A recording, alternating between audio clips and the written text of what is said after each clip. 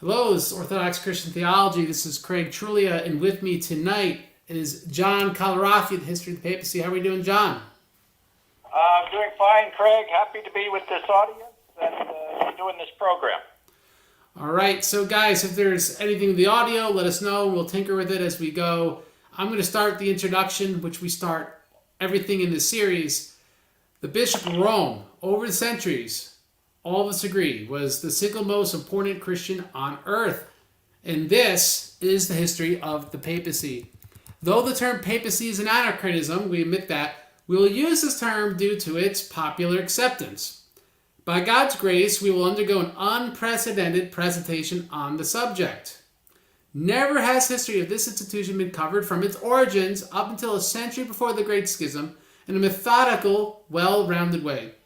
There's both an Orthodox and Catholic lay expert, well read in the primary sources, whose task will be to make available to the listener the content necessary to become informed on the subject.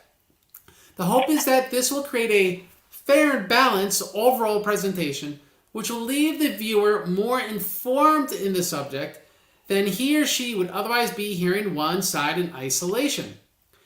Though the presenters will strive for impartiality, the listener should expect that the Orthodox and Catholic sides will have very different presuppositions, which may color their presentations. The Orthodox side will probably presume upon the papacy corresponding to Orthodox canonical norms, which, despite elements of headship exercised by the Pope, such as the capacity to hear appeals, subjugates the Bishop of Rome to a conciliar system which has final say.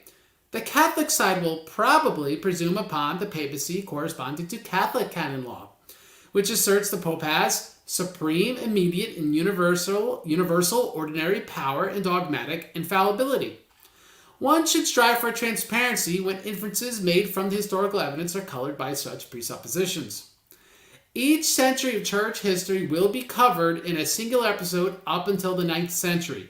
4 or 5 different topics per century are covered. The goal is for each side to speak for 5 to 7 minutes. We go on the honor system. Especially tonight, I feel some of the subjects we'll be covering, we will do some for 3 minutes and the others for 10 minutes, 12 minutes. And so, but we strive for 5 to 7 to keep these things summarized. We will observe the honor rule when it comes to time.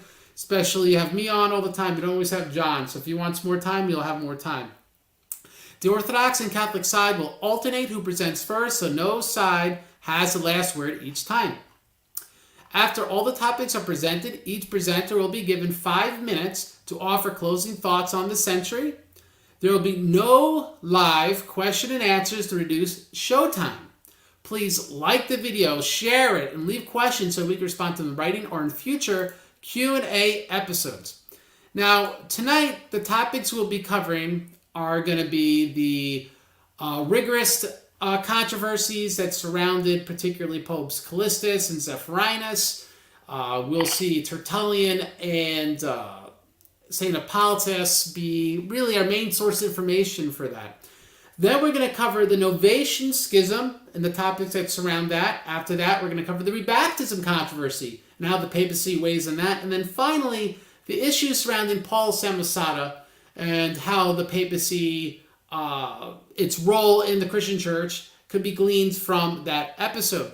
Now, in the first episode, John started first. In the second episode, I started first. So now that we're in the third episode, John, how about you start us with the rigorism issues and the issues surrounding Pope Zephyrinus and Callistus, and you could take it from here. Okay, so did that have to do with Tertullian and Hippolytus? Absolutely. Okay, yes, so we're on that subject with Tertullian and Hippolytus, because I believe that's how you wrote it, correct? Yes.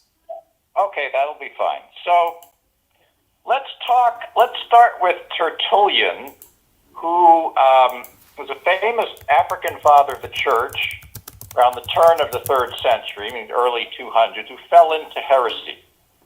This is most instructive. Tertullian, while still Catholic, wrote the De Prescriptione against heretics, where he shows us that to find the true church, one has to look at the apostolic sees. That is, those churches who had a bishop descending from a direct line to the apostles. He argues almost exactly the same way as Saint Irenaeus did in the Adversus Hereses. Unlike Irenaeus, he gives us three examples of apostolic see. Rome, where the apostles Peter and Paul poured forth all their faith and their blood, but he throws in Ephesus and even Philippi in Macedonia, I believe. He tells us that if you do not adhere to this apostolic church, known through the succession of bishops, going back to the apostles, you do not even have the right to interpret Scripture, because that is our book. This is exactly how Catholics argue it today. We still do that. I believe your side does pretty much the same thing, if I may say so. And yet, on the controversy about penance, that is, the remission of sins post-baptism, Tertullian does a U-turn, and he says this in De Pudicitia, on modesty. I hear that an edict has been put forth, a peremptory one at that. The Supreme Pontiff, that is the Bishop of Bishops, declares, I forgive the crimes of adultery and fornication to those who have done penance. He calls him sarcastically Blessed Pope and Apostolicus, the Apostolic. So, we don't know for certain. Scholars are a little bit divided as to who he's talking about. It sounds like he's talking about the Pope, which might be Callistus I, a saint. It very well could be, but some think he was talking about the Bishop of Carthage, Agrippinus. Right? In either way, Tertullian explains further why he disagrees with this. And so, it may be that the author of this decree had appealed to Matthew 16:18. Thou art Peter, and upon this rock I will build my church. Tertullian writes in the De Pudicitia, I now inquire into your opinion to see whence you usurp this right for the church. Do you presume because the Lord said to Peter, on this rock I will build my church, I have given you the keys of the kingdom of heaven, that the power of binding and loosing has thereby been handed on to you? That is, every church related to Peter. So he's disallowing this handing on of the power of binding and loosing. And notice that he falls into the heresy of Montanism, which is based on the basically female prophecies of two women named Priscilla and Maximilla. And he contradicts what he wrote as a Catholic. As a Catholic, he wrote that one does not even have the right to interpret the Scripture unless one adheres to the Apostolic Church and within the succession of bishops of the Apostolic Sees. So he rejects this power of binding and loosing, and this power to forgive at least certain very grave Pope baptismal sins. Now, we'll talk about Hippolytus, who was a priest of Rome a little bit after Tertullian, roughly contemporary, but maybe a little bit afterwards. Hippolytus is the author of the treatise Apostolic Tradition, which has been reconstituted by scholars like the Anglican Dom Gregory Dix. Hippolytus was a Roman priest, and it was the famous theologian von Dollinger that untangled the mysteries and the contradictory stories about who he was. In his book, Hippolytus and Callistus, which is translated into English, Dollinger shows that Hippolytus was a schismatic. He was a kind of antipope, meaning he claimed to be the Bishop of Rome in opposition to Callistus, the true bishop or pope. Like Tertullian, he was outraged that this what he considered laxity in forgiving such serious sinners. Dollinger identifies Hippolytus as as the author of the treatise Philosophumena, which condemns Callistus and accuses him of teaching idolatry and murder, no doubt referring to the supposed laxity of this pope in daring to pronounce forgiveness of sins, these grave sins. Now, Dollinger figured out that Hippolytus was the very man who was reconciled with the church under a later pope, Pontianus, who resigned. And this is mentioned in such ancient sources as what's known as the Depositio Martyrum, which is published together with the Liberian Catalog. And so Hippolytus was buried with the martyrs, meaning that he was reconciled with the church. But because of this unusual martyrdom, people forgot who he really was. He was a schismatic who became a saint through this martyrdom. Ironically, in some of the Eastern Synaxaria, because of the importance of his writings, he is remembered as a true bishop of Rome, which is not the case. He was a schismatic who was reconciled with the church alongside Pontianus, whose predecessor, Callistus, Hippolytus, had maligned so terribly. So, in Canon 8 of Nicaea, the Church solemnly affirms the obligation to remain in communion with those penitents who have been forgiven by the authority of the Church. But that's going to come up a little bit later. So I'm going to turn it back over to you, Craig, because I think I've gone sufficiently on my time. So why don't you go ahead and take over? Now, if you feel you went overtime, I'm going to be I'm going to be going overtime on this topic, and I'm going to take less on the next one to compensate. And so let's talk about the rigorists, Tertullian and St. Hippolytus, and their issues with the papacy. I'm going to give a somewhat more nuanced view of the history because I'm basing it on my own research in the primary sources. Now let's just talk about terms. Rigorism. What is that? Rigorism was a strong strain in Christianity until its official toleration by the Roman Empire. We could see some very strict canons all the way up to the Council of Elvira in the early 4th century. You know, we had very popular works like the Epistle of Barnabas, talking about those who died without baptism having to be baptized after their death. The Shepherd Hermas and adulterers were out of church for life. And really, in kind of retrospect, not only just the canons, rigorism appears excessive in light of 1 Corinthians 5 and St. Paul's treatment of the penitent, because it probably rose after the 1st century, right? Because St. Paul was able to forgive someone who had sexual morality as long as they repented, not this lifetime being cast out of the church. But after the 1st century, due to persecutions, Christianity got big enough to get on Rome's empire, on Rome's radar. And so for most of the 2nd century, morals within the church are so purified by those persecutions, lackluster people aren't going to pretend to be Christians. Well, I mean, why would you? And so by general asceticism, like for example, St. Athenagoras spoke of Christian couples partaking in relations strictly for procreation and not for enjoyment. So these are like mainstream things Christians are writing. So there's these high ascetic expectations. Things like divorce and adultery were rare and scandalous. So imagine the turn of the 3rd century, Tertullian's time, where exceptions began to be made, are starting to be made. People are going to start being scandalized because they're not used to it. The experience of the 2nd century was that you never saw these things being named among Christians.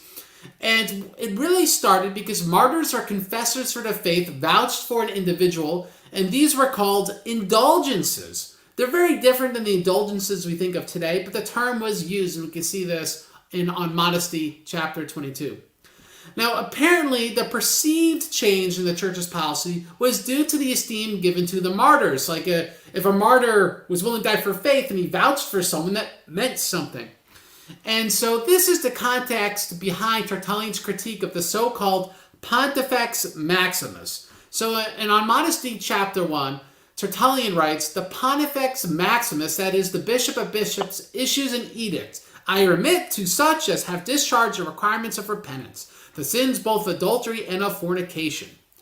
So, I personally think this is most likely the Bishop of Rome, because in chapter 21 of the same book, it exegetes Matthew 16:18, which adds credibility that the text was cited by a Roman synod, which decided against the rigorist view. And we could cross that with the fact that the same exact controversy happened with St. Hippolytus, Zephyrinus, and Pope Callistus. So let's look at some of the things that in chapter 21 Tertullian writes about. He says, I will dissent even to this point of contest now, making a separation between the doctrine of the apostles and their power. So he's differentiating between what the doctrine of the apostles had taught and the power that the apostles had. So why would Tertullian say this unless someone was claiming they held both the apostles' doctrine and power, right? That whole critique wouldn't make sense unless he was responding to someone actually asserting that they had the power of the apostles and the doctrine of the apostles. So let's continue reading Tertullian. It's a block quote, but I think we really need to read this. In the same chapter, he says, if it were agreed that even the blessed apostles had granted any such indulgence to any crime, the pardon of which comes from God, not from man, it would be competent for them to have done so, not in the exercise of discipline, but of power. For they both raised the dead, which God alone could do. So he's saying, like, the apostles forgave these things because they worked miracles, right? That's the basis for their legitimate power to do so. That's the argument Tertullian's making. We don't agree with that, but that's what he says.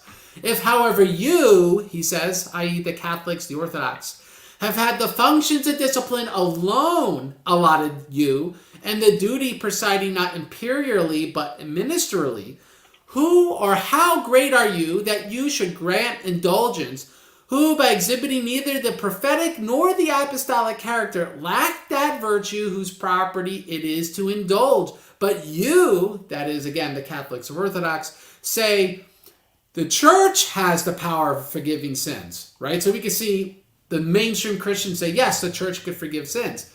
What does Tertullian say? This I acknowledge and adjudge more than you.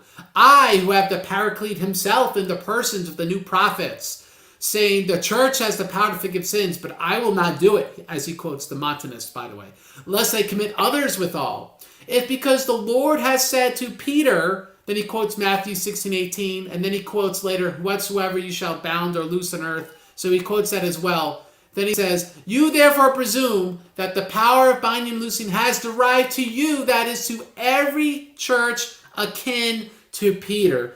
What sort of man are you, subverting and wholly changing the manifest intention of the Lord, conferring as that intention did this gift personally upon Peter? So, right, he's saying it doesn't belong to every church akin to Peter. It belonged only to Peter himself. That's what Tertullian says. Obviously, we don't agree with that. In accordance with the person of Peter, it is to spiritual men that the power will correspondingly appertain either to an apostle or else to a prophet. And accordingly, the church, it is true, will forgive sins. But it will be the church of the Spirit, i.e. the Montanist, by means of a spiritual man, i.e. a prophet. Not the church which consists of a number of bishops. All right, so that's the whole quote. Now, from the preceding, we can infer that Tertullian thought the Montanists, which were Pentecostal heretics, only had the power to forgive sins because they worked miracles, and this was opposed to who? Every church akin to Peter, which sourced their authority in Matthew 16, as he quotes it. These churches, he uses the plural, consisting of a number of bishops in the Roman Synod or in the Catholic or Orthodox Church at large. Not the Pope in isolation. This is important because while I think he uses that Pontifex Maximus thing as a criticism for Pope Callistus, the entire authority is something that he understood to be belonging to churches, to bishops. So I believe Tertullian was likely given a response to a synodical decree ascribed to Pope Callistus on the issue of penance. Otherwise, it could have been someone local like Carthage saying the same thing. But again, I'm crossing this with Hippolytus. They're likely talking about the same episode. So from the preceding, we can infer that all bishops, quoting Tertullian, in every church akin to Peter, were seen as successors of Peter, attaining to the prerogatives of Matthew 16:18. That it wasn't an exclusive specifically to the Pope of Rome. So the Pope might have been ascribed as being the Bishop of Bishops, but as we're going to see, this was a title which was a common insult in the 3rd century, as St. Cyprian likewise uses the exact same term, both in the Canon of Carthage, the Council of Carthage 258, but also he calls another bishop, a Novationist named Florentinus, the same slur in letter 68:3. So the term appears to convey that a bishop who does not submit to conciliarity is being illegitimate in his episcopal prerogative. So that's what Bishop of Bishops is a slur for, is that they're abusing conciliarity. Now let's get to St. Hippolytus. He was also a rigorist, teaching that soldiers who shed blood would be excommunicated for life, for example. Now legend states that Hippolytus became anti-pope over the rigorism issues and concerns over modalism, and more recent scholars, I'd say this is a consensus of scholarship, is that he's an anti-pope. But I'm going to take a contrarian view, and I believe the evidence is on my side, and being that both John and I want to justify the saints, I think this is a worthy endeavor. Point number 1, Hippolytus never identifies himself in Refutation of All Heresies as the Bishop of Rome. If the hagiographies are correct, and also early sources like Theodoret and Jerome, he was the bishop of the Roman city of Portus Romanus, a port of Rome, not an outright antipope, not an actual pope of Rome, a bishop rather of Portus Romanus. Well, that's what the hagiographies and early sources say. Well, what does Hippolytus say? He simply ascribes to himself as being part of the high priesthood, which you'll see in Refutation of All Heresies, Book 1 in the preface. And he speaks as a we, as we see in Book 9, Chapter 6, implying he is a head of a faction of some sort. Now, we know of no line of succession from him, such as a Novationist, which would be strange if he was an anti-pope. You'd expect that he'd have this whole line of succession, that they'd be kicking around for a long time, and that we'd at least know a name for them, but this doesn't exist in history. So I think this implies he was a core bishop.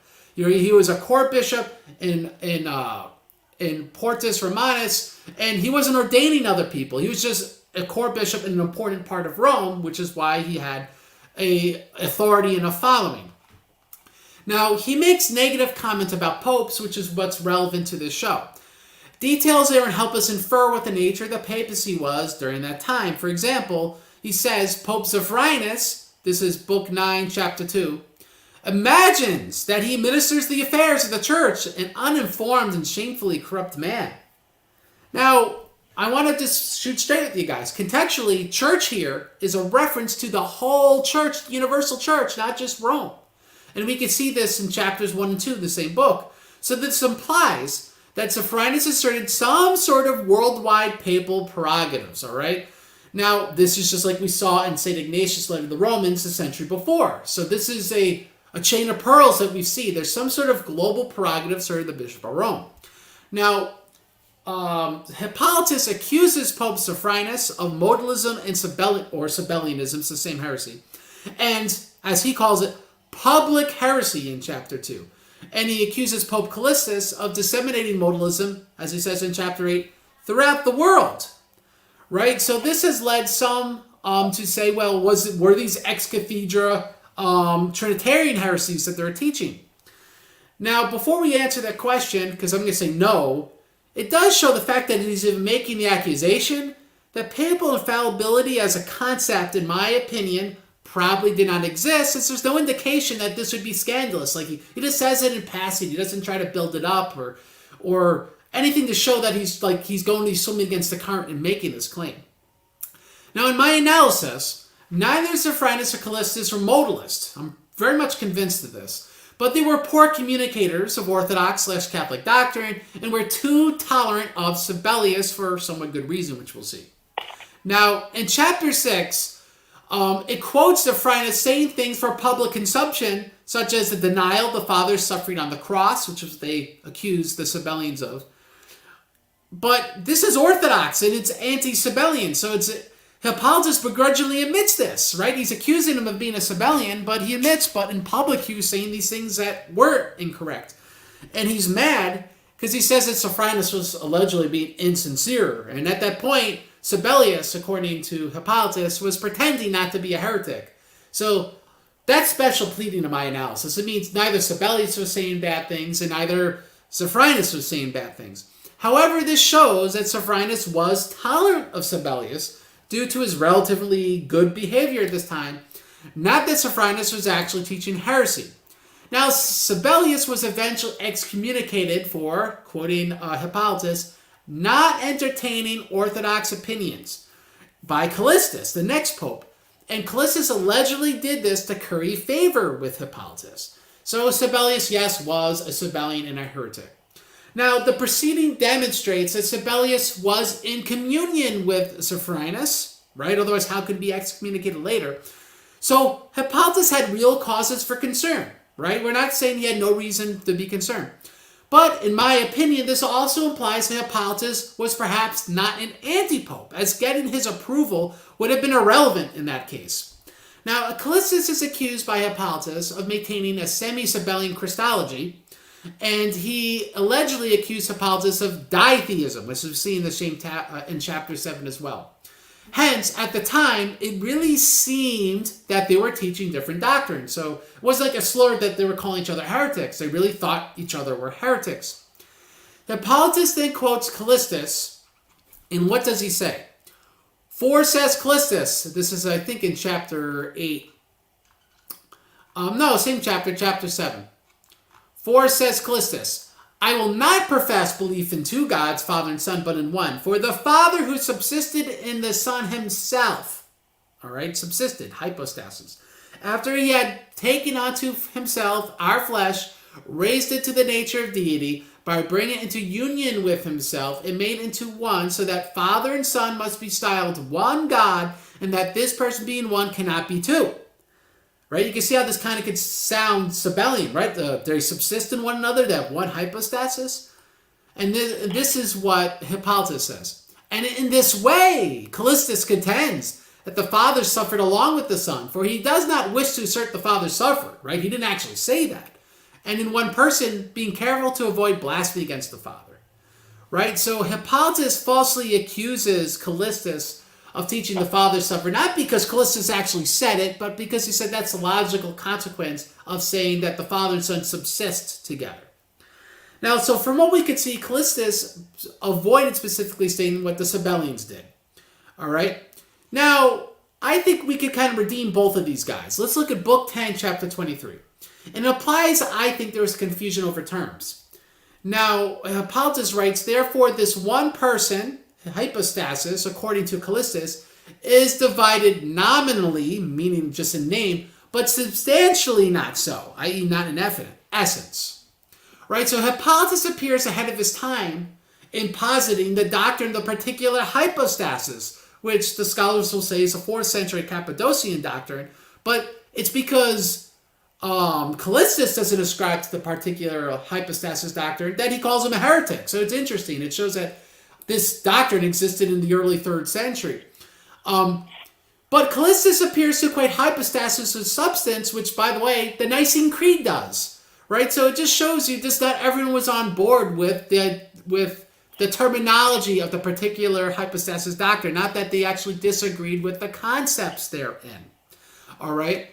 So, that being said, it's unclear if Callistus, despite his Greek name, was schooled in Greek and why he would reject Hippolytus as he explained himself on this issue. But the obvious point is if Hippolytus was an anti-pope and Callistus a pope, and if anyone conceived of papal infallibility, why did no one invoke this to solve the question? Why didn't Hippolytus, if he was an anti-pope, say, I'm infallible, this is the answer to the question? Or why didn't Callistus do that?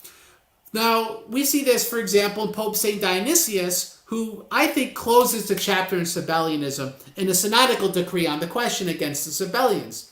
He neither appeals to infallibility, but he rather appeals to his fellow bishops as men filled with the Spirit, and that they would discern absurd results of doctrine, of false doctrine. So he appeals to the fact that that correct doctrine, they should be able to discern it as bishops, that there's a charism to bishops. He does not appeal to a more profound papal charism. Now, Callistus was a rigorist. I really wanted to talk about the whole issue of modalism because it kind of related to our topic. But we were really supposed to talk about rigorism. Now, according to Hippolytus, anyone called a Christian, should he commit any transgression, is not recognized to him provided only he hurries off and attaches himself to the school of Callistus. And he says this in Book 9, Chapter 7. So he says any sinner could join themselves to the faction of Callistus. So in other words, Callistus would give easier absolution and admit people into communion other bishops would not. Now, in my opinion, there were likely two schools of thought in the Roman Synod, which did not have communion with one another during this period. So it's not necessarily an anti-pope as much as like the OCA roll core split until 2009, as both had communion with other churches but not each other. Now, Callistus also had a scandalous lack of discipline in holy orders compared to modern Orthodox and Catholic practice. For example, he allowed priests to remarry, which is scandalous in my book, and he allowed those in multiple marriages to be ordained. Now, Callistus apparently also allowed for concubinage, which Hippolytus considered adultery. Just so you guys know, the Council of Toledo in the year 400 likewise allowed concubinage. So this is economic as compared to a rigoristic church discipline. Now, Hippolytus notes that after such audacious acts, he says in chapter 7, they lost to all shame, attempt to call themselves a Catholic church. All right. So the fact that the Greek lacks the definite article, according to at least the English language translation, implies that the Roman Church identifies himself amongst the churches of the Catholic Church, a Catholic church, demonstrating that their practice was common. Now, Hippolytus asserts they forfeit the right of being Catholic through their heterodoxy, this being the definition of Catholic used elsewhere, like as we see in St. Vincent de Lerins, Commentorium, chapter 6, or paragraph 6. So in my analysis, this reveals that the papal faction around Callistus did not appeal to their own inherent authority, as this was an in-house debate between multiple direct successors of Peter and Paul, right? They were a Catholic church. You can say, speaking from Peter Paul, they would do in different situations, because so would the Bishop of Portus Romanus. He's also a successor of Peter and Paul. So in summary, between Tertullian and Hippolytus, we can glean that from what Roman prerogatives were claimed to be at this time, due to these writers being opposed to the popes, one would expect they would exaggerate the things they disagree with. Yet, if we take them at their very word, even their exaggerated critiques lack Vatican I-like claims. Rome was simply understood as a Catholic church, which would make doctrinal errors. Nonetheless, we do see that the Pope was called a bishop of bishops for the whole Christian world, exhibiting some sort of universal pastoral role that we would have found earlier sources like Matthew 16:18 and the letter to the Romans. So that being said, I already took a ton of time. I'm going to go first the next time because I went first. John went first go around, but I'm going to go very short on the Novationist, and then we're going to let John go. John, if you're ready, I'm going to start Novationism, and then I'll give it to you. Okay, that'll be fine. All right, so Novationist Schism. The Novation was a rigorist, right, who did not want to allow the lapsed, repentant apostates to return to the church after doing penance, and in pushing this position, he made himself ordained Pope of Rome over against the valid ordination of Cornelius to the same bishopric. All right. So we see in Eusebius Church History, Book 5, 43, 9-10, Cornelius writes, he, Novation, compelled them by force to confer on him the episcopate through a counterfeit and vain imposition of hands. One of these bishops, shortly after, came back to the church, lamenting and confessing his transgression. And we communed with him as with a layman, and we ordained successors of the other schismatic bishops. Cornelius accuses Novation of an invalid baptism via effusion, without chrismation, by the way. We see this in chapter in 43, 14-15 in Book 5 of Church History. We'll be staying in Book 5. So that's kind of interesting, being the rebaptism controversy later, that they rejected his ordination over his baptism. And allegedly, the baptism by effusion would have prevented him from being even a priest. We see that in 43:17. All who he communed, he forced to swear an oath to support him over Cornelius in the future. We see that in 43:18. But only 5 presbyters originally joined Novatian in the schism, as we see in 43:20. Now, this schism was immediately identified as a serious moral crime. Dionysius Alexander, who's a saint, says in 45:2, he's quoted, "For it were better to suffer everything rather than divide the church of God. Even martyrdom for the sake of preventing division would not be less glorious than for refusing to worship idols."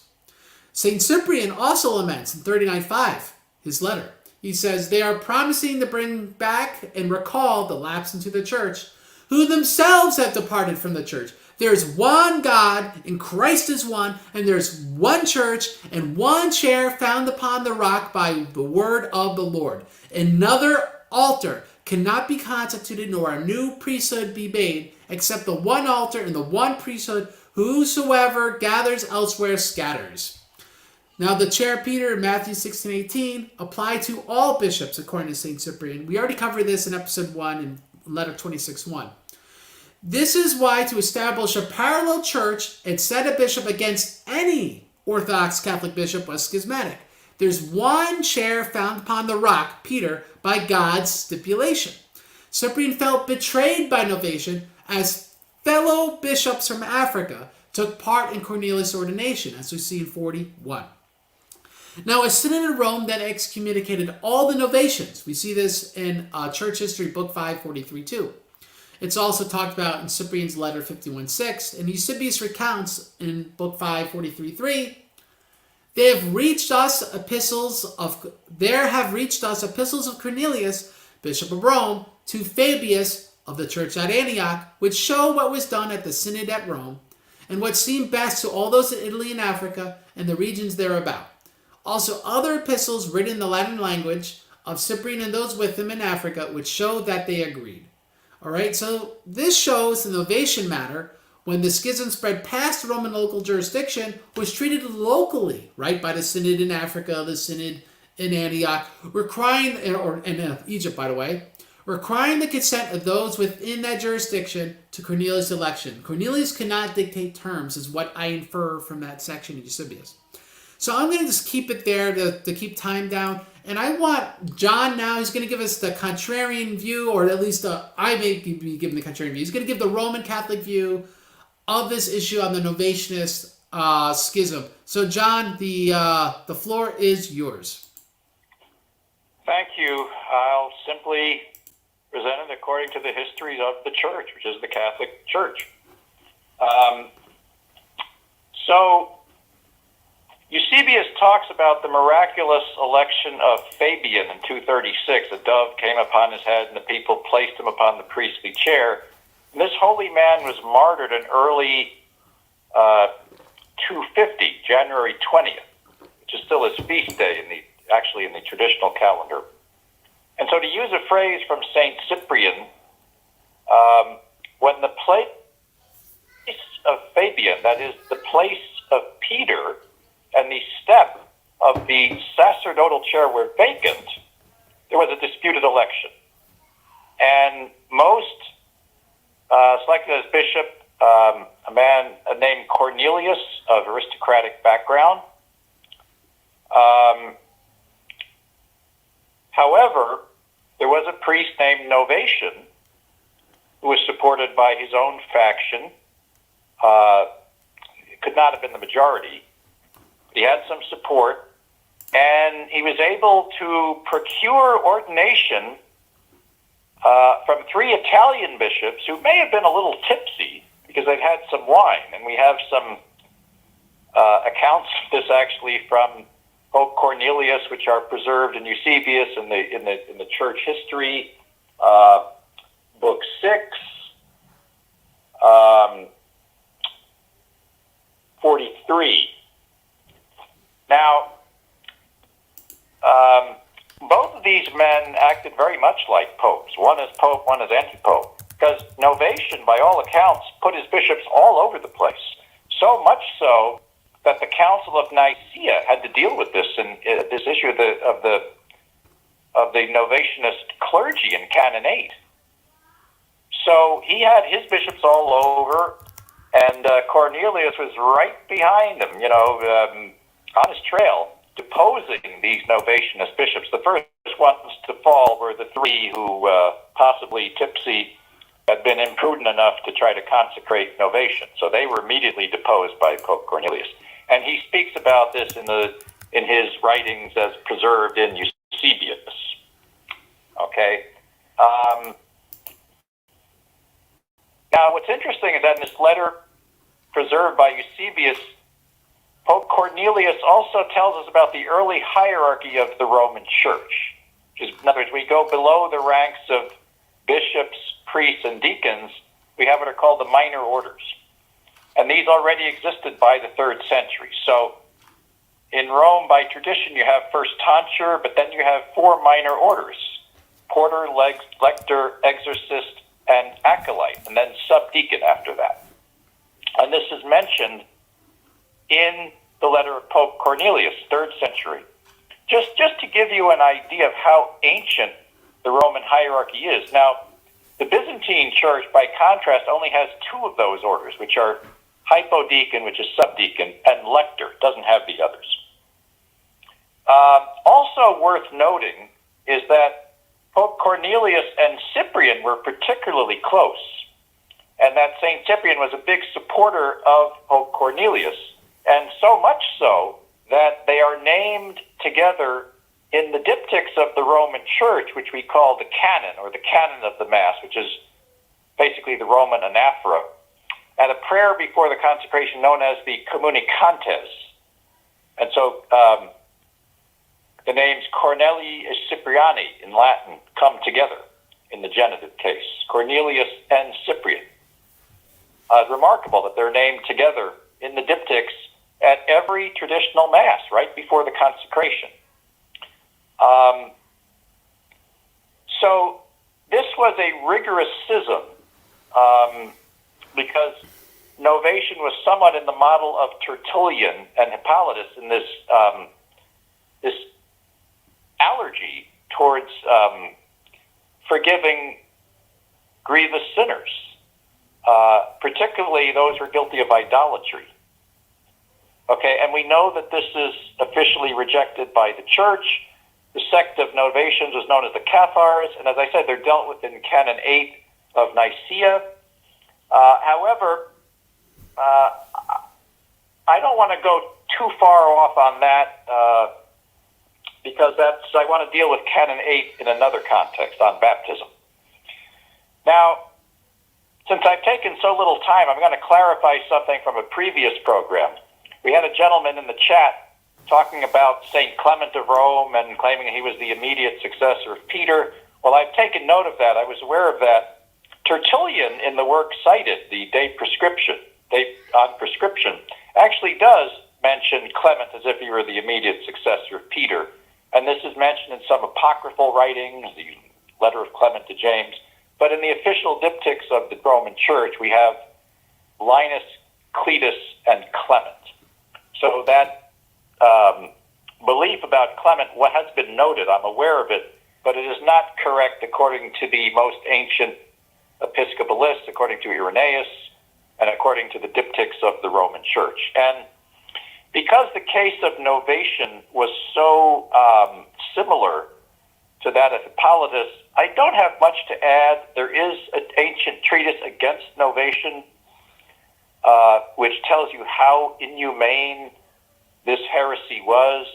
But since it doesn't really bear directly on papal power or papal history, or even the Roman episcopate per se, I'm going to go ahead and say let's move on to the third topic for the night.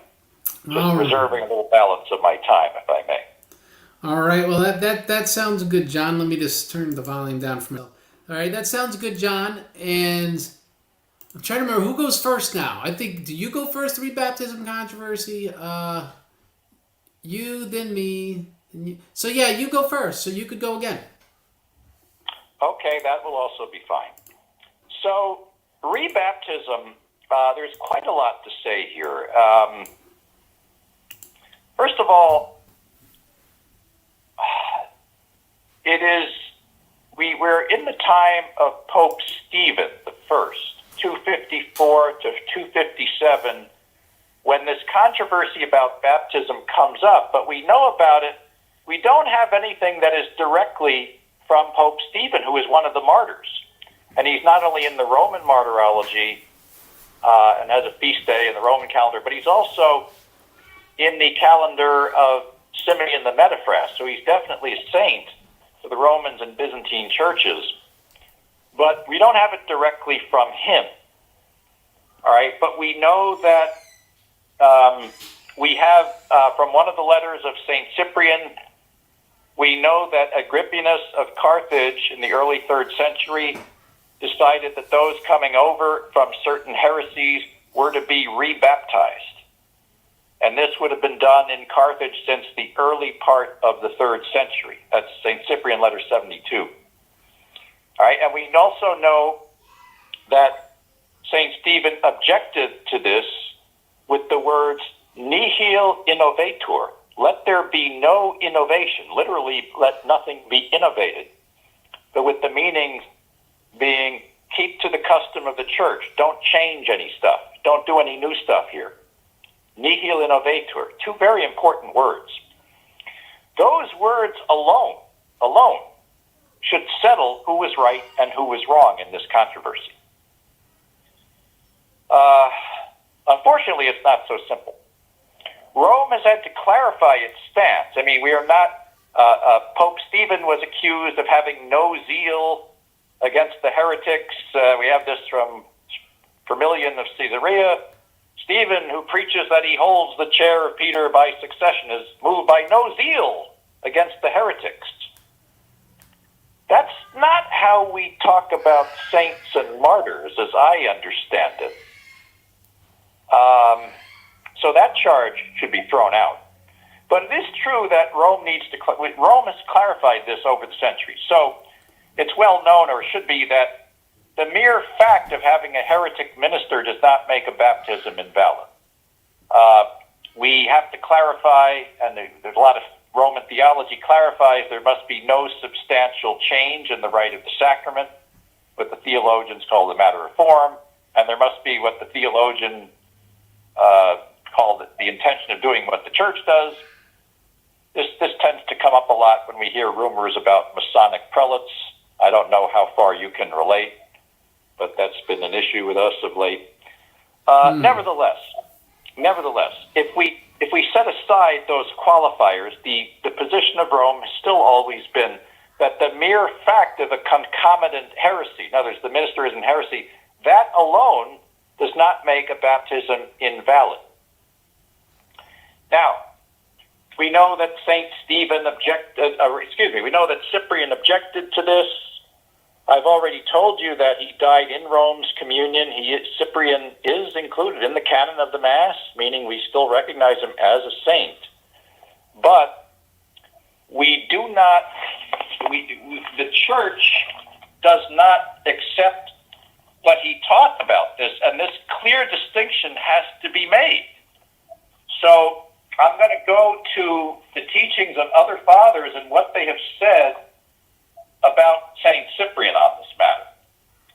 So let's go to, St. Jerome first.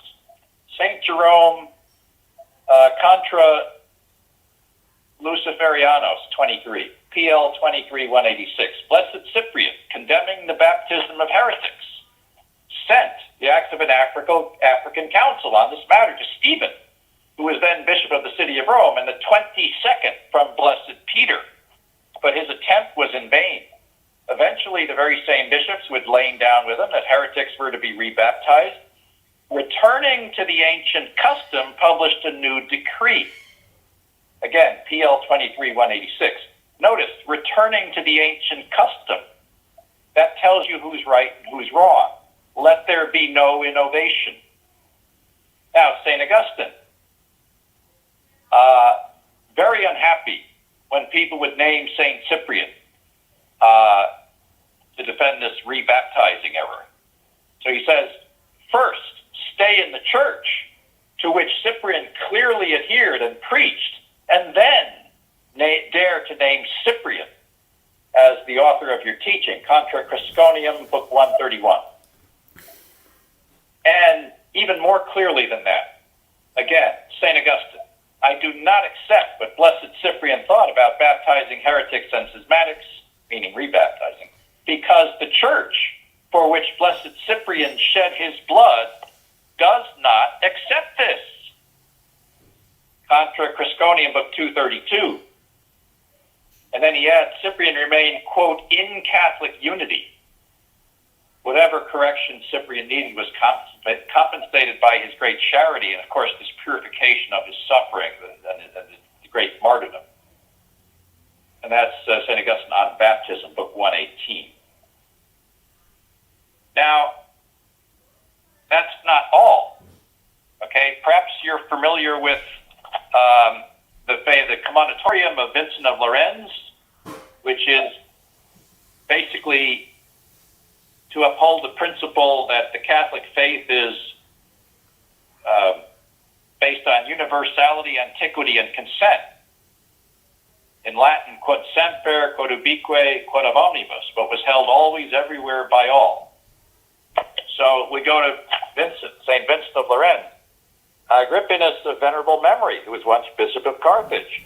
First of all mortals, against the divine canon, against the rule of the universal church, against the opinion of all his fellow priests, against the customs and institutions of the elders, thought that rebaptism ought to be practiced.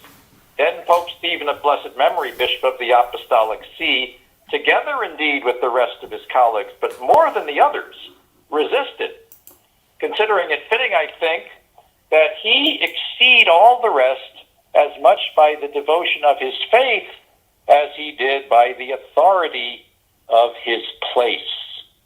What happened in the end? What force was there in the African Council or decree? By God's gift, none. Everything, as if a dream or story, was trampled upon as if useless, abolished, superseded. PL 50, 645, 646.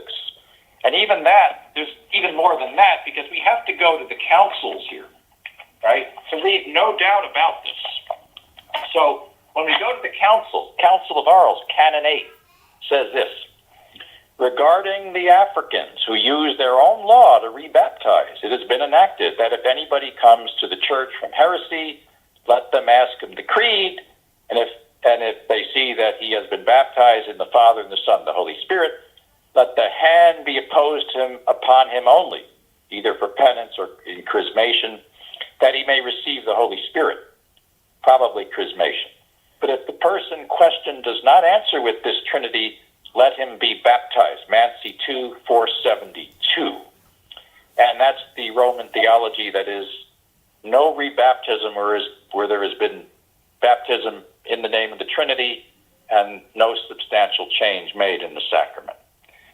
Now, this is even in the Council of Nicaea, Canon 8, which has to do with the Cathars, and we know that that is a name for the Novatians. And it makes it very clear that those who are coming in from the Cathars or Novatians are not to be rebaptized. In other words, the baptism of schismatics is valid, and even their clergy can be accepted under certain conditions as clergy. So even ordinations among the schismatics are tacitly recognized as valid in Canon 8 of Nicaea. Now, I want to add here about this business about all bishops allegedly having the chair of Peter. I know you're going to quote St. Cyprian about this, but we have to talk about whether this is the tradition of the church as a whole. And the tradition of the church as a whole is very clear. We have in the Liberian Catalog the chair of Peter at Antioch. Later on, we have the chair of Peter at Rome.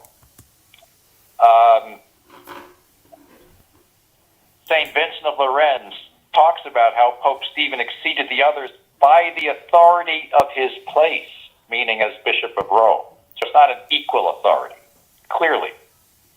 And the Commonitorium is there for universality, antiquity, and consent. Now, we have to go to St. Jerome as well in the 4th century on the controversy about Antioch. Valetius versus Paulinus in letter 15 and 16 to Damasus. He says he decided to consult the chair of Peter. And the next letter he says, if anybody is joined with the chair of Peter, he is mine.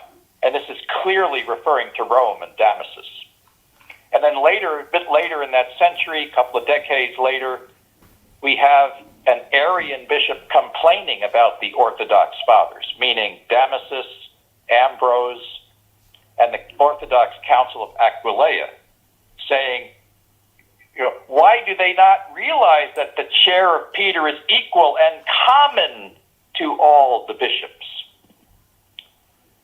Okay, so if this notion of the chair of Peter being common to all the bishops were the objective tradition of the church, we would not hear an Arian bishop in the 4th century named Maximinus making this objection to Saints Damasus and Ambrose and the Council of Aquileia, saying, why don't they accept this? Why don't they understand that?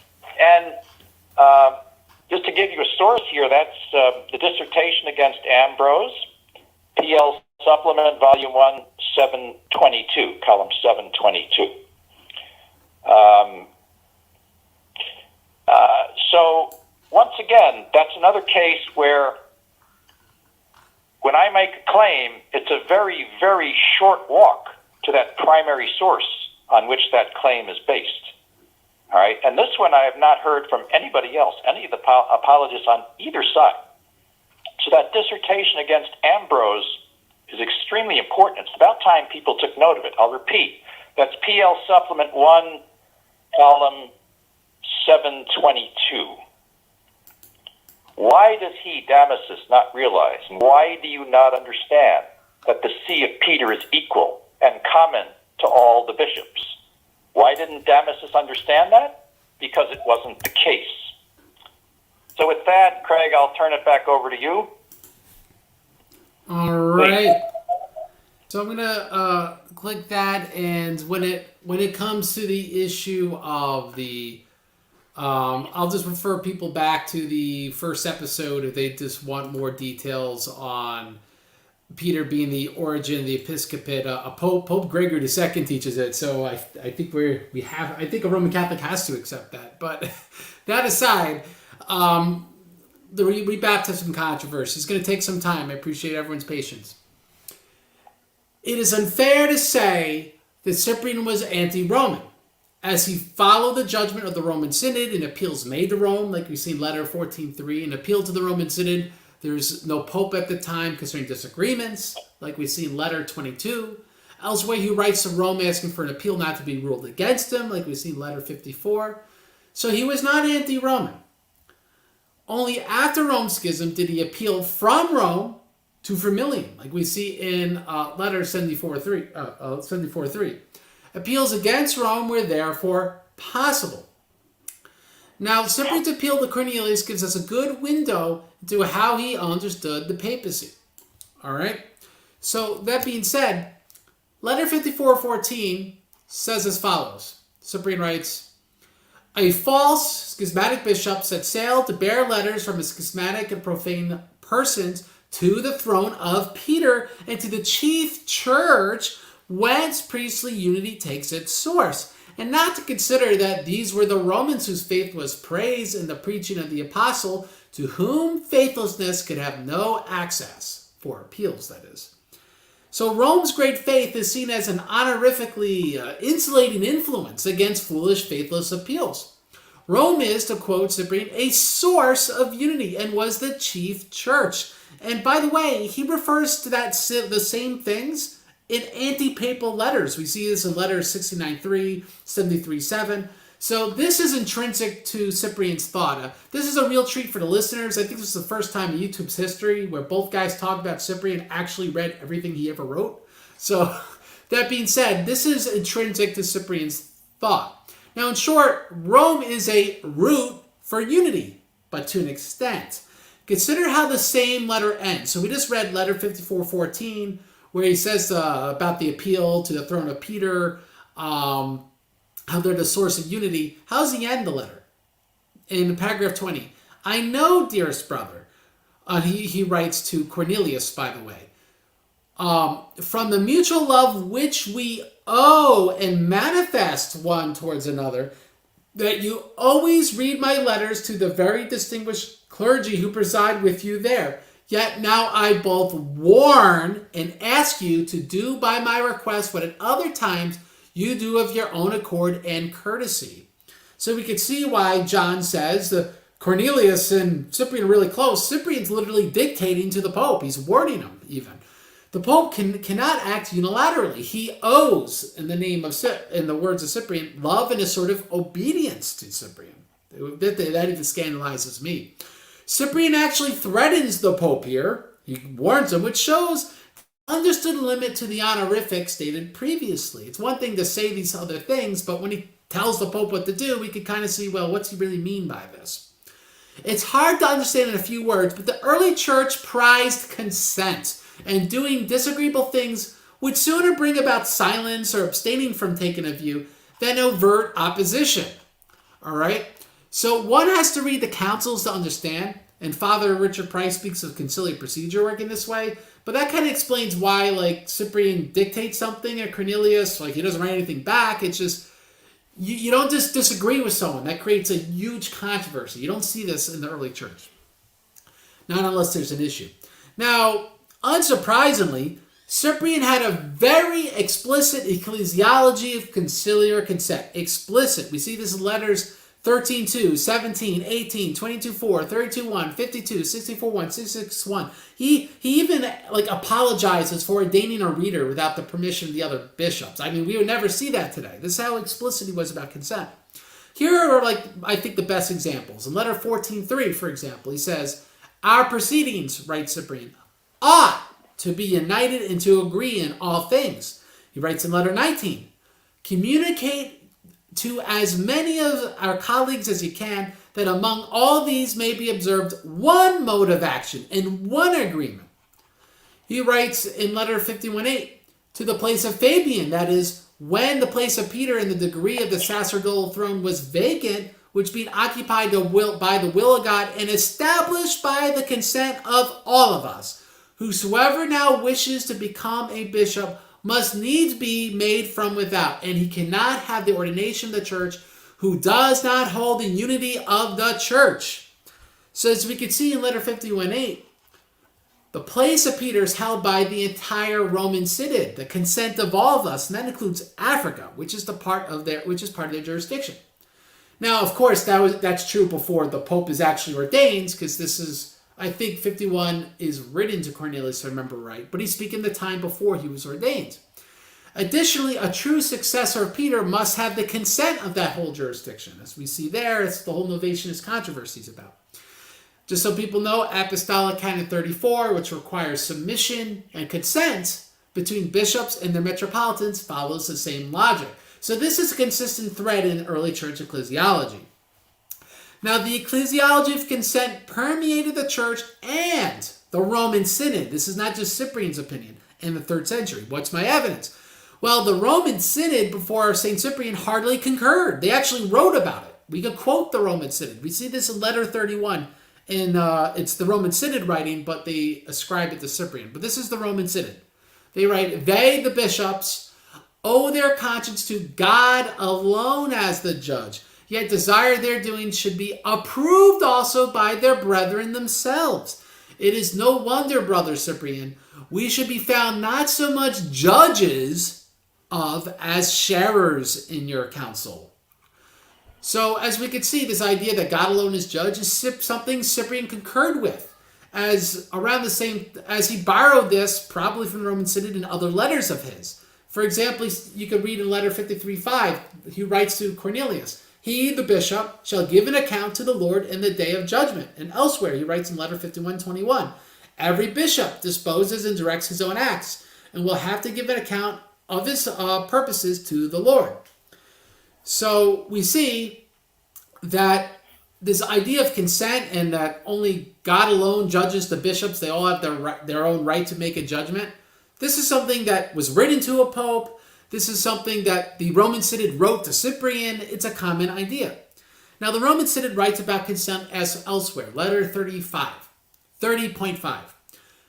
that cannot be a firm decree which shall not appear to have had the consent of very many. Very interesting, just so people know, Vatican I explicitly delineates that consent is not necessary from the bishops for the Pope to speak infallibly. But the Roman Synod, as we see, wrote otherwise in letter 30.5. In letter 29.4, the Roman Synod writes, it becomes us all to watch for the body of the whole church. Right? So the Roman Synod seems to think of every member of the Synod as someone that has this oversight over the whole church, this spiritual authority over the whole church. So an interesting passage. We also see letter 45.3. At points they consent to Cyprian, dictating to them. So Cyprian writes to the Roman Synod, and he says what they ought to do vis-a-vis other synods. And Cyprian actually admonishes Cornelius in 45.3. You ought to send these letters to other churches. And he has a similar statement in letter 44. So I say the preceding, because this really is the background between the spat of Cyprian and Pope St. Stephen. Right? We kind of see everyone on board with this consent idea. We kind of see Cyprian wearing the man pants, and Cornelius with humility, and he's also a martyr and a saint, letting Cyprian, kind of take the wheel in some respects, at least verbally, let's say. Well, St. Stephen, who's a miracle worker, by the way, he's a saint of our church, he was not that sort of personality. He was kind of like another Cyprian, which is sometimes that creates issues. Well, how did it start? Cyprian was sent an appeal from Gaul, which was also sent to Rome. Now, Cyprian behooves, in a letter to Stephen, he says he behooves Stephen to affirm Africa's excommunication of their Gaulish opposition and to affirm the bishops recognized by Africa. We see this in letter 66 too. So he's trying to dictate to Stephen the same way he used to dictate to Cornelius. Now the appeal was likely sent to Cyprian first because Cornelius was martyred and Stephen was only recently elected as pope. All right, so that we see that in letter 66:3. So I think Stephen perceived this as Cyprian stepping on his toes. Okay? Now the African Synod also took an appeal from the Spanish Synod, and we see this in letter 67. Spain excommunicated 2 bishops, Africa affirmed their judgment, but then those people that are excommunicated appealed to Rome, and lo and behold, Rome did not, under Stephen, affirm those excommunications. Suddenly, an argument over rebaptism erupted. Right? I say suddenly because we read from Cornelius that Novatian should have never been pope because he was baptized by effusion and not chrismated. So this sort of idea that we got to baptize guys the right way that Cyprian was saying, well, it's not like no one in Rome never said that before. Now, we lack Stephen's letters, so everything we have is quoted from his opponents, which is obviously problematic, but we have some good idea of what he really said. Now, for example, in letter 71, Cyprian writes, for neither did Peter, whom first the Lord chose, and upon whom he built his church, when Paul disputed with him afterwards about circumcision, claim anything to himself instantly, nor arrogantly assume anything, so as to say that he held the primacy, and that he ought rather to be obeyed by novices and those lately come. So I think this also, by the way, crosses letter 75:8, that Stephen must have demanded to be obeyed. Why else say that? Due to holding primacy. So these are ideas that the Pope was ascribing to himself. We got to be aware of this. Cyprian rejects this, obviously, but not rejecting Petrine authority, but presuming Peter can be both corrected and obedience is not a given. Because what's necessary? Consent is necessary. Like we see in Apostolic Canon 34, the letter of the Roman Synod, letter 30 in Cyprian's Corpus. Now, for example, the Council of Carthage in 258, I think there's around 110 bishops that sign on to it. Might have been 90, something like that. It says, for neither does any of us set himself as a bishop of bishops. Again, that word again. Nor by tyrannical terror does any compel his colleague to the necessity of obedience. Right? So we can see this was something Stephen was asking for. Since every bishop, according to the allowance of his liberty and power, has his own proper right of judgment and can no more be judged by another than he himself can judge another. But let us all await for the judgment of our Lord Jesus Christ. Ironically, using those words of the Roman Synod back at them. We also see this very similar terminology in letter 72:26 on the same topic. So the proceeding was not a duplicitous excuse for disobeying Pope Stephen, because it was an invocation of what the Roman Synod itself taught and what Cyprian himself wrote to Cornelius. So it's not the first time anyone said such a thing. So in response, of course, not to the not the Council 258, but to similar things in other letters, Stephen excommunicated Cyprian, and at a later point, Saint Firmilian for writing so explicitly against him. Now, and just so people know, Firmilian is a saint in the Orthodox Church. Now, before Stephen, the quote, letter 6 from Dionysius Alexandria, you could read this, the Ante-Nicene Christian Library, volume 20, departed from their communion, Firmilian wrote, this is letter 74:16, they who are at Rome vainly pretend the authority of the apostles, defaming Peter and Paul. So this shows Stephen cited his authority derived from Peter and Paul when excommunicated, right? And the whole synod, by the way, they who were at Rome.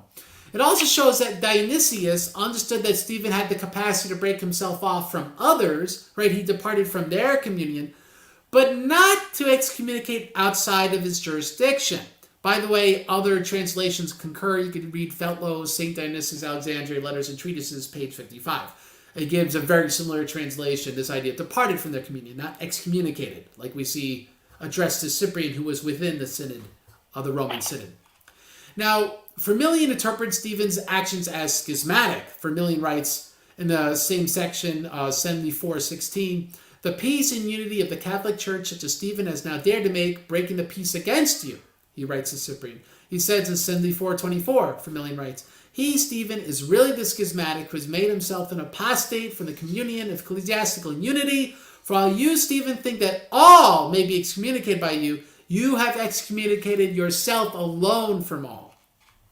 So the preceding implies that Stephen did assume the authority of excommunicating all, which probably meant those within his own jurisdiction, because in Firmilian's letter, he indicates that only Cyprian was excommunicated. Firmilian doesn't say that he was. He actually speaks of an earlier excommunication, Asa, by Pope Victor. So Firmilian was probably excommunicated by Stephen, or at least walled off from communion is probably a more accurate way to put it, after this very insulting letter came out. Now, Stephen boasts, according to 74:17 from Firmilian, of the place of his episcopate, and contends that he holds succession from Peter, on which whom the foundations of the church were laid. The Christian rock is overshadowed and in some measure abolished by him when he thus betrays and deserts unity. So according to St. Firmilian, schism and rejecting unity consent abolishes any claim to Petrine authority. This is very interesting. This is consistent with the view that Peter alone is the origin of the episcopate, and that the apostles alone and the bishops who succeeded them by vicarious ordination constitute the disciplinary authority of the church, as Firmilian discusses. By the way, Peter alone, apostles alone, the bishops who succeeded them. Those are all direct quotes from letter 74:16. Now, Cyprian claims Stephen is a schismatic based upon the same logic. He writes in letter 72:2, we who hold, those who are against this rebaptism, without rebaptizing rather, we who hold the head and root of the one church know and trust for certain that nothing's lawful there outside the church. So in other words, those who stay in communion with the rest of the church, the head and the root, are not schismatics, but those who break unity like the Novationists are. Interesting. He's saying that's what Stephen did. Now, this is consistent. This is not some new idea Cyprian came up with because got in a fight. It's consistent with his ecclesiastical claims before Stephen's schism from Carthage, which were accepted by Rome during the Novationist controversy. In Treatise 1:4, for example, it says that he might set forth unity, he, that is God, arranged by his authority the origin of that unity as beginning from one. Assuredly, the rest of the apostles were also the same as was Peter, endowed with a like partnership both of honor and power, but the beginning proceeds from unity. We see in also Treatise 1:12, for we have not withdrawn from them, the Novationists, but they from us. They have forsaken the head and the source of the truth. Right? So he's saying those who break from someone else are the ones who forsake the head and the source. So the head is not the person, the Pope, it's the people in communion in the Catholic Church. And so that's why he says Stephen went into schism. Letter 72, for example, he speaks of the head as not being the Pope, but it's the unity of Petrine bishops. Now, Cornelius, concerning the Novatians, also uses the term very similarly. So this is not Cyprian using the term in his own way. We see letter 41:1. The adverse party has not only rejected the bosom in the embrace of its root and mother, the adverse party is Novatians, but even with the discord spreading and reviving itself worse and worse, has appointed a bishop for itself. So as we see, the root is not the Pope, as letter 72:2 shows, but it's the unity of the Petrine bishops. Also check out Tradius 11:11. Now, the whole idea of bishops, as we talked about, was something ascribed to Florentinus. In letter 68:8, a Novatian writes to Florentinus, a Novatian, the bishop is in the church, and the church in the bishop, and if anyone not be with the bishop, that he is not with the church. The church, which is Catholic and one, is not cut nor divided, but is indeed connected and bound together by the cement of priests who cohere with one another. Right? So in other words, breaking from a legitimate bishops, as the Novatians did, is definitionally schismatic. Right? He's not writing this to Stephen at that point. He's writing this to a Novatian. This applies not only just to Rome, but to any bishop who rejects the consent of the church, as the Novationist did, being that the church accepted his ordination. Now, there's a lot of confusion, in my opinion, due to Eusebius of Caesarea favoring the Roman custom, and quite frankly, Vincent de Lorenz, Augustine, there's saints that do. And this preceding bias has fundamentally altered how people interpret Dionysius of Alexandria on this question, whom Eusebius quotes. Now, and by the way, when I talked to Novationist, that was book 6, not book 5. Here we're talking book 7, chapter 5, verses 4-5 in Eusebius Church History. This has Dionysius' letter to Pope Sixtus II.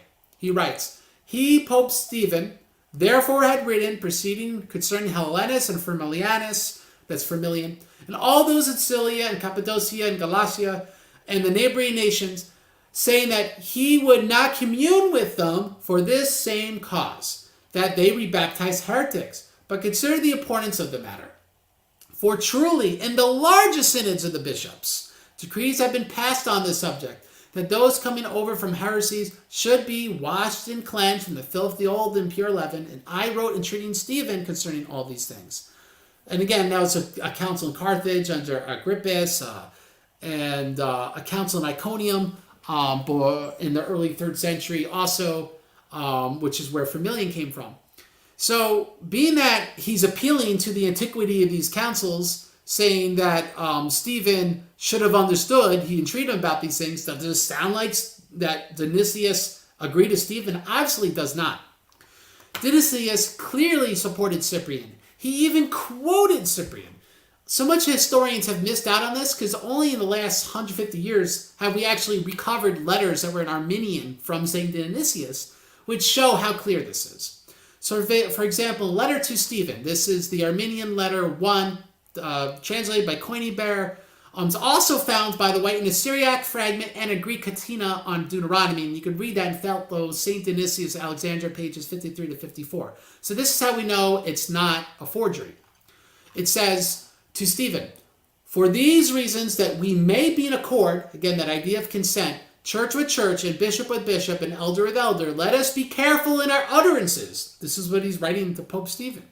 Moreover, in judging of and dealing with particular cases of baptism, we give instructions to the local primates who, under divine imposition of hands, are appointed to discharge these duties. For they shall give a summary account to the Lord of whatsoever they do. Well, where have we heard that before? Cyprian letter 71:3 and lots of other letters. For example, St. Cyprian writes, we neither do violence to nor impose a law upon anyone, since each prelate has in the administration of the church the exercise of his free will, as he shall give an account of his conduct to the Lord. So literally the same thing. He says he gave instructions to prelates. That's what Dionysius writes. To the primates, and that they shall give account to God. That's exactly what Cyprian wrote in 71:3. Yet they supposedly disagree with each other. It's like people aren't reading the primary sources. In Armenian letter 2, also in Coiney-Bear, to Pope Sixtus II, St. Dionysius writes, those over whom there has not been invoked the name of the Father and of the Son or of the Holy Spirit, these we must baptize, but not rebaptize. This is sure and immovable teaching tradition.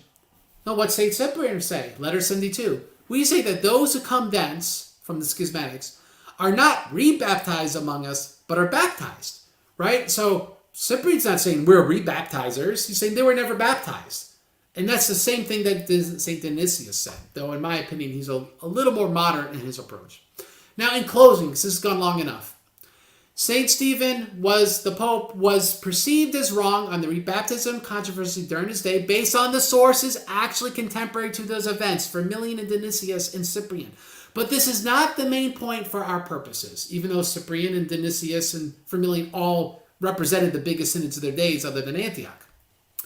Rather, the whole Christian world refused to submit to Pope St. Stephen's view or recognize his excommunication, but rather viewed him as a schismatic and disturbing the peace of the churches. The ecclesiology of conciliarity and consent won out over Stephen's intransigence on this matter. Otherwise, on other matters, he's a miracle worker, a martyr, he's a saint. Stephen may have not been actually asserting papal supremacy, and this is where I want to kind of justify him. He surely excommunicated Cyprian, but our only extant source states that he merely refused to commune with Firmilian. All right? So there's no implication he understood his actions as literally removing Firmilian from the church, as this would have been far more scandalous than what he was actually criticized for.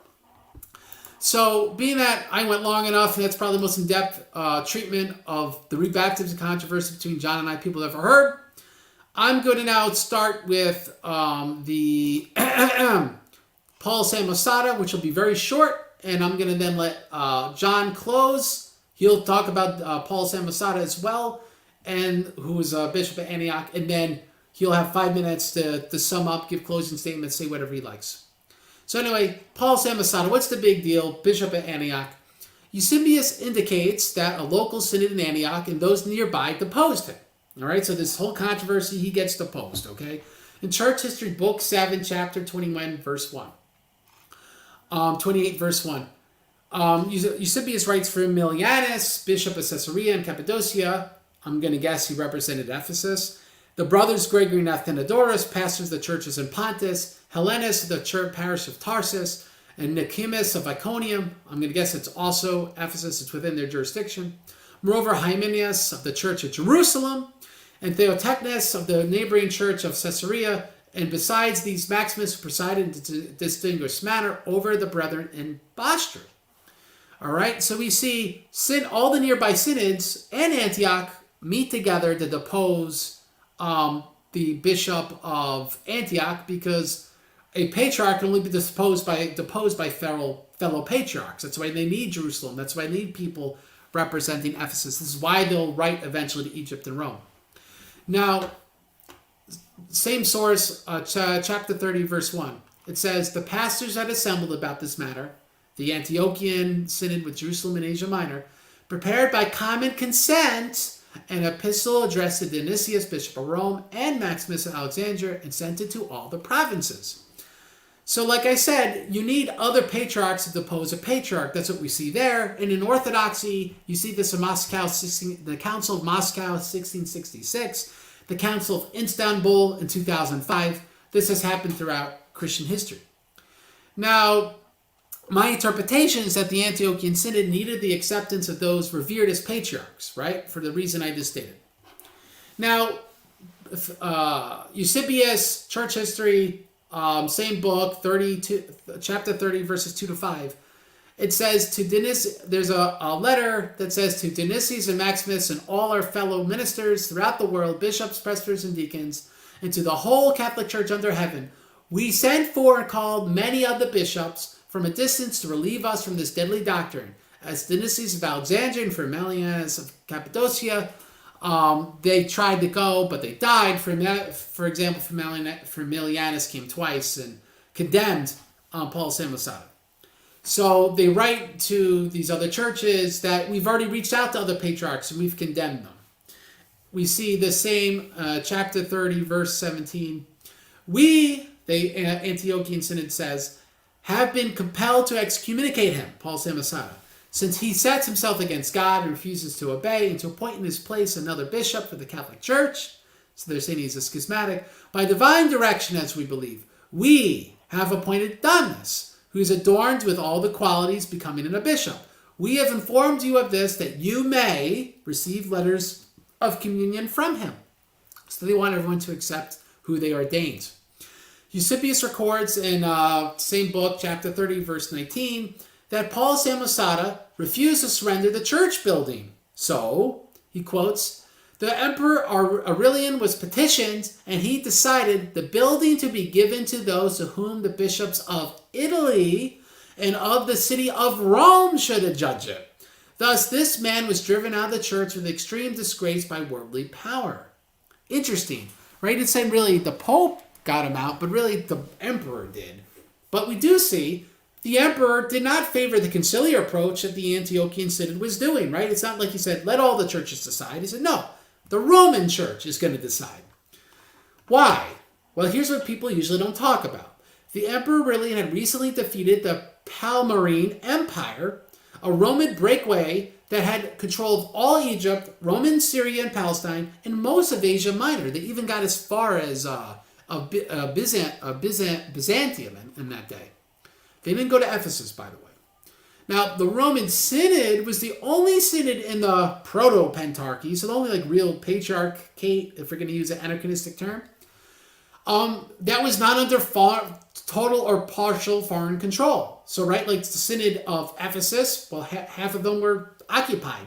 Jerusalem was occupied. Alexandria was occupied. Antioch was occupied. So, is the emperor going to trust those synods when he just had rebellion there? No. So, it is clear the Antiochian Synod imagined itself as having settled the matter, and they merely sought the acceptance of Alexandria and Rome because they already had Ephesus and Jerusalem's acceptance. But Paul Samosota's refusal to accept what they did created this new precedent because the emperor got involved.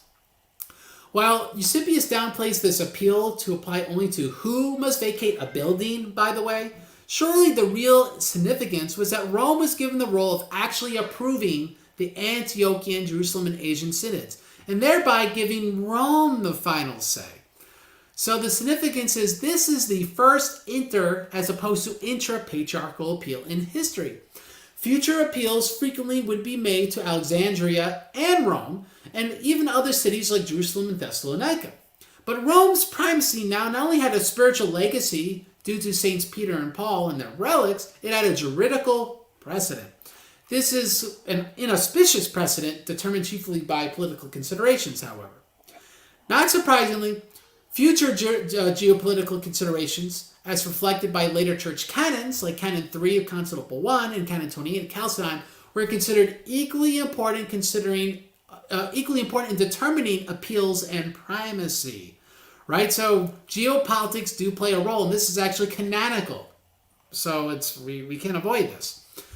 So my summary on Paul, well, no, I think that's it for Paul Samosata for me. So I'm going to stop. And John, I want to give any time you need on Paul Samosata and take 5-7 minutes to closing thoughts in the whole 3rd century. Thanks. I can be quite brief here.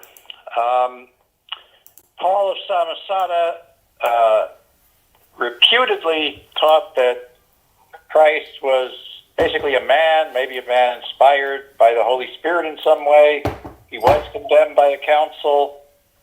In tradition, he is considered a heretic. He refused to leave the Church of Antioch. He was indeed protected by the Queen of Palmyra. They couldn't get rid of him. Now, Eusebius tells us that when Aurelian took over Antioch, he got involved in a dispute, and his decision as emperor was that whoever be recognized by Rome and the Italian bishops would be the ones to receive the church. This was a decision made by the civil power, not the ecclesiastical power. However, Eusebius, meaning Eusebius of Caesarea, felt that this decision had been just, and that's in History, Book 730. So that'll do it. As far as Rome and Alexandria are concerned, we have the example of Dionysius of Alexandria. St. Athanasius relates in the De Synodus. He'd been accused of heresy, and Egyptian Christians wrote about this matter to another Dionysius, the Bishop of Rome. And so Rome had a council, They examined the letter from Egypt. Rome found fault with the expression creature applied to God the Son, and reluctance to apply this term homoousios, meaning of one substance, to the Son. Dionysius of Alexandria responded in 4 books called Refutation and Defense. So, St. Athanasius writes, certain individuals had accused the Bishop of Alexandria before the Bishop of Rome for saying the Son was made and not one in substance with the Father. The Roman Council had been greatly pained, and the Bishop of Rome expressed the opinion of them all in a letter to his namesake, meaning Dionysius of Alexandria. As a result, he, Dionysius of Alexandria, wrote the book called Refutation and Defense. That's PG 26, 769. That is a pre-Nicene precedent for the Bishop of Rome judging the bishops of Alexandria. This should not surprise anybody, since Bishop of Rome is the successor of Peter, whereas by tradition the Bishop of Alexandria is the successor of St. Mark, the evangelist. I don't see a lot that needs to be added, so I'm about ready anytime you like to go with a conclusion. So, as you prefer, Craig, go ahead. Please conclude, John. You first. Well, thank you so much for inviting me on the channel. I choose to interpret that as magnanimity on your part. So let me just say to the audience tonight, let's learn from these famous men in the past what they got right and what they got wrong. Tertullian, for example, this brilliant lawyer who argued as Catholics, and even the folks on your side argue the same way today. The true church is that which is rooted in the apostolic tradition through the succession of bishops. Show me that succession of bishops going back to the apostles. And if you're not within that succession, then you don't even have the right to interpret the scriptures. That is our book. So Tertullian argued in the De Prescriptione. And yet, he fell into the heresy called Montanism, based on female prophecies from the ladies Priscilla and Maximilla. How did that work out? Can you go to the phone book and try to look up the Montanist church and when they're having liturgy? No, because it no longer exists. In other words, it didn't pass the test, and it wasn't the true church. Tertullian fell into heresy. And another famous man, Johann von Dollinger, whom I mentioned tonight, he untangled the truth about St. Hippolytus in his book, Hippolytus and Callistus, which I was happy to see is translated into English. I own the book.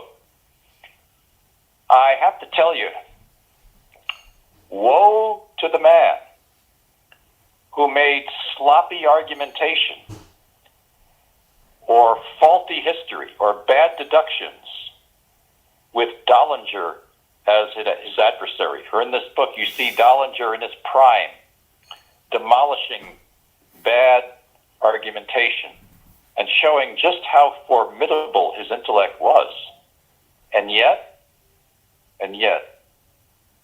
Dollinger died excommunicated because he, as everybody should know, he did not accept decrees of the Vatican Council, meaning the First Vatican Council. He felt it was against tradition and so forth. This is all well known. Right? Learn from them. Learn from these men. Learn from what they got right and learn from what they got wrong and learn from their fall. Craig invited me on because I think he knows that, when I'm on the line here, you're only going to hear about the tradition of the church, the council, the canons, the fathers.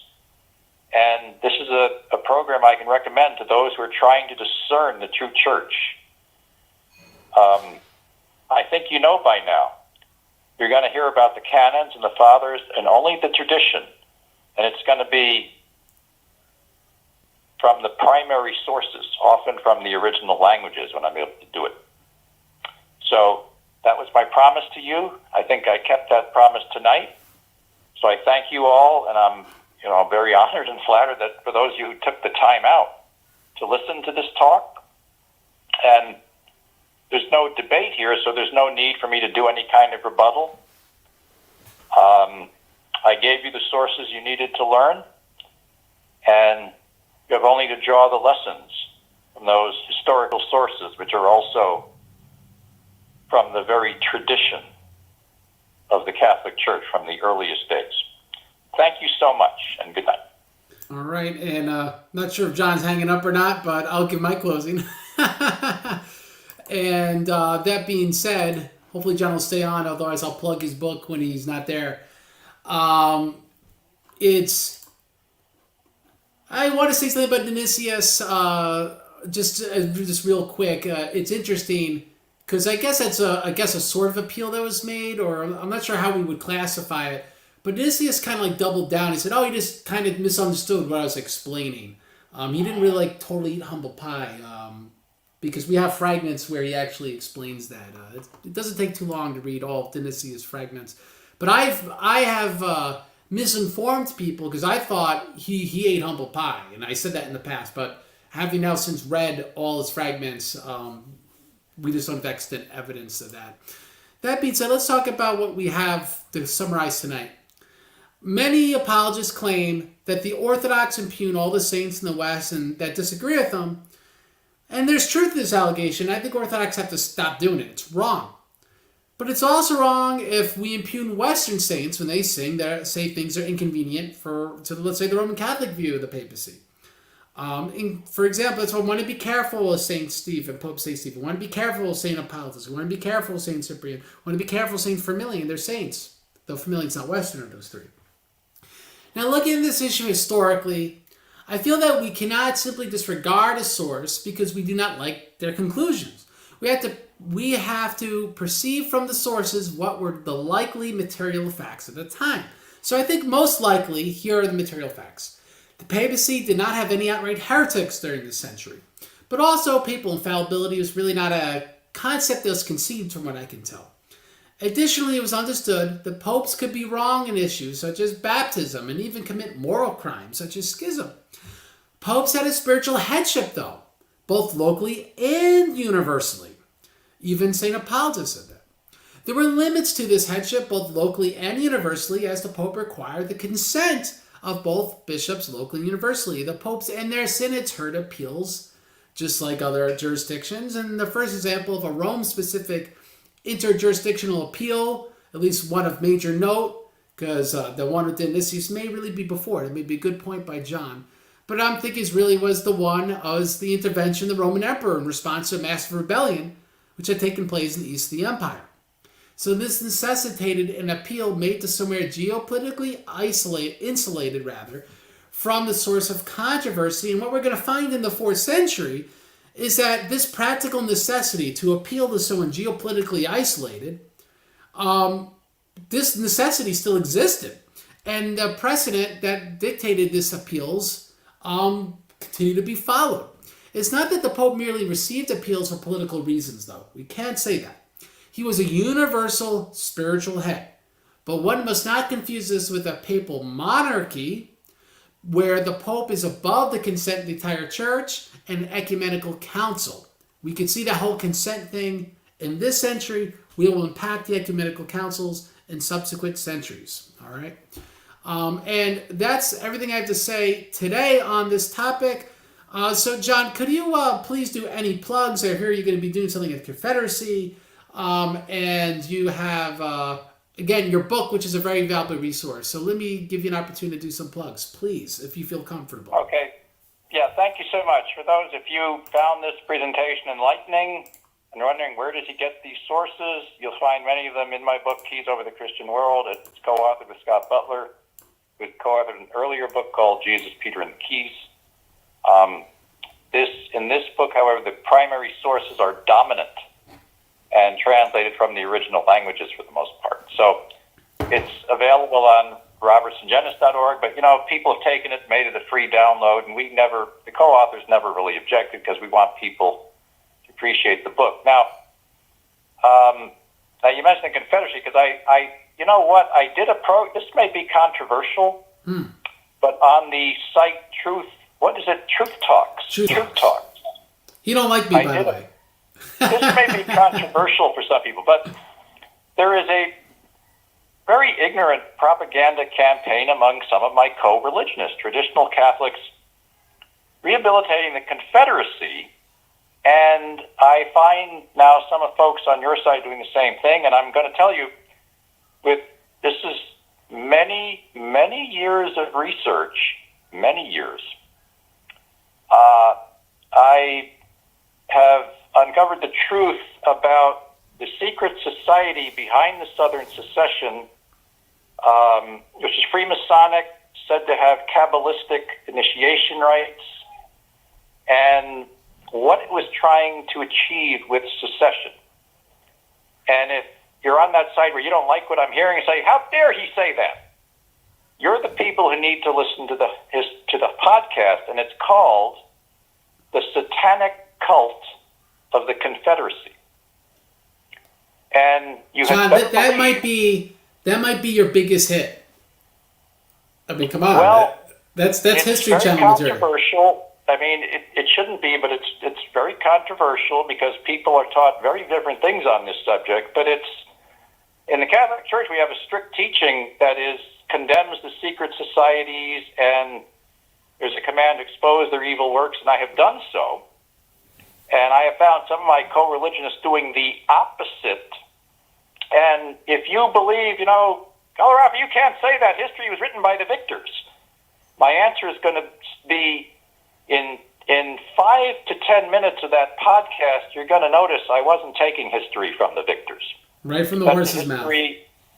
That's a history drawn in large part from Southern sources. And by the way, they're not that different from the Northern sources. I mean, you may be surprised to find that out as well. On the basic elements of this conspiracy. They're very different about who was right and who was wrong in the war, but not so much on the issue of the secret society. So, controversial, but I think people should listen to what that has to say. And as I texted you, Craig, I said, I know this is something I could lose a few friends, but I'm kind of beyond caring about that. I need to tell the truth on that particular subject. So you may like it, you may not, but it's something that needs to be heard. It's not. I can tell you, if you're not familiar with the topic, it won't be what you're expecting to hear. Yes, and it's. I want to add to some people know, because some people might hear that and they're going to be like, oh, this is nuts or something. It's actually not nuts, because mainstream history admits that a lot of the 18th and 19th century revolution movements were very largely through Masonic lodges and secret societies, particularly the Masons. When I took 2 courses in Russian history, my professor got her PhD when she was in the Soviet Union, I think. She definitely did a lot of education Soviet Union. And yeah, there were people trying to overthrow Catherine the Great and stuff from the Masonic lodges and stuff in Russia. The American Revolution, there were, of course, lots of Masons. I took 2 courses in Latin American history, a lot of the Latin American revolutions when Spain was occupied by Napoleon. Well, lo and behold, all the revolutions in the New World there were also Masons. So the really better question would be, well, when did Masons stop trying to pull strings on these governments? I actually don't have the answer to that, nor really a very strong opinion. I can only tell you what I've learned in normie mainstream history classes. And so what John is saying is definitely worth hearing out. I haven't studied that issue. It's been years since I studied under Dr. Eric Foner. I don't know. You're a Civil War guy. You know Eric Foner at all, John? Not familiar. I'm familiar with a lot of the writers, but I tend to use the primary sources more. But so it's okay. So Eric Foner is kind of famous. So like that's like the closest like big historian I learned under when I was in college. But all that aside, I want to emphasize, though I think that's going to be cool to check out. I'm going to check that out whenever it's uploaded, and hopefully the audio quality is better than a lot of the Truth Talks podcast, because that's a great topic. Guys, buy the book or download Keys Over the Christian World. It's such a valuable resource. And the first few centuries is nothing compared to when John starts, particularly the 4th, the 5th, the 6th century. So many sources where, like, if you feel like, oh wow, Craig and John neck and neck, they read a lot of stuff. John has read a lot more than me because a lot of stuff after the 4th century is not translated, right? So everything from Cyprian has been translated. Everything from all the fragments of St. Dionysius has been translated. So I could read that. But John is just so much valuable information that in the English language is only available in Keys of the Christian World. So even though obviously neither of us agree with each other, like as in communion-wise, we think we're wrong. But I see a good source of information when I see it, and I think the fact that John's magnanimous in making it available to everyone like that, I say you should take advantage of that source. I think sometimes, John, when you don't charge money for something, people don't appreciate it. maybe you have to get it down and more people will read it. It's really a very valuable resource. I'm going to quickly give my plug. If this has blessed you, please, scrolling below are the Orthodox Christian Theology.com/donate. All right, the churches of Cambodia really need help. They're literally crumbling. Well, the one in Phnom Penh, who's kind of built in this substandard way, is literally crumbling. So we're going to need to raise money. We are, thank God, keeping up pace to pay the expenses. We got to go at least a little beyond that. I'm hoping more so that we can actually fix the church, because unless you have a church standing, which is a cathedral, how are we going to evangelize much beyond that? It won't be impossible, obviously, but we really need to do this. This is very important. So give $1, just $1 a month. Give $5, just give $10. You give more, great. Point is, give something and God will bless you, because giving alms always blesses you. Spiritually speaking, not in any other way, most likely. But if this has blessed you, please go to orthodoxchristiantheology.com/donate. Every single penny goes to the parishes in Cambodia. It's a totally transparent process. Also, keep your eyes open at orthochristian.com. There should be an interview with Father Papacy, the rector of the church in Phnom Penh in Cambodia, on this situation there. So stay tuned. Their interview should be printed at some point. I don't know what their backlog is, but that interview has finally been done. So other than that, John, do you have any last words for us? Yes, I should. If I offended anybody, I should point out here that I come from the north originally, and there is reason to believe that there are northerners involved in certain untoward secret societies, and that should be condemned as well. I didn't mean to make it entirely a north-south issue, because there was guilt on the northern side with regard to secret societies, just as some of the worst slave traders were originally in the north in colonial times. So don't think I'm making a north versus south point per se here. Well, there's some who claim there's still these secret societies, and they obviously even exist transparently in some form or another. But, you're a paisan, obviously, so Southern sympathies may not be that strong. And, for me, like, I'm from New York, so can't say I have very strong Southern sympathies. But doesn't matter what your sympathies are. Even like, right, John, like this topic, the papacy. Facts are facts, and information is information, and we should use this as a resource to now approach those primary sources and get more into it. So I'm not going to take up any more John's time or your time, guys.